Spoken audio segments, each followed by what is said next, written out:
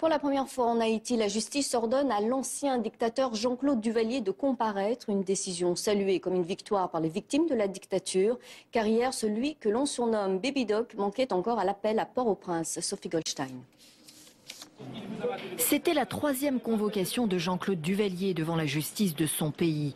Ça le comble, mais l'ancien dictateur est toujours aussi invisible.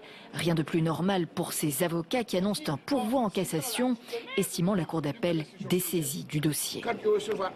Quand elle recevra acte du pourvoi en cassation, ils devront arrêter toutes les procédures. Moi, je suis avocat. Ce que je fais, la loi le permet. Et j'agis dans l'intérêt de mon client.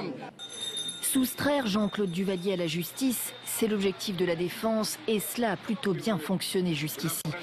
En janvier 2012, un juge d'instruction a estimé les poursuites pour crimes contre l'humanité prescrites. Seules les accusations de détournement de fonds ont été retenues. Insupportable pour les défenseurs des droits de l'homme. À travers le monde, on juge des crimes d'il y a 10 ans, il y a 20 ans. La justice en Haïti a toujours été du côté d'un petit groupe de riches et n'a jamais servi pour punir même les plus grands massacres. Arrestations arbitraires, tortures, disparitions.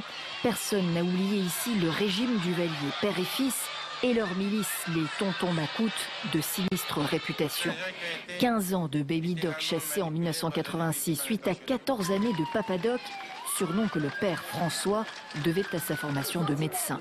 Depuis, il y a donc eu le retour d'exil surprise. Les partisans de Jean-Claude Duvalier se réjouissent à l'idée qu'il pourrait revenir aux affaires. Mais d'autres demandent des comptes et rêvent d'un procès historique.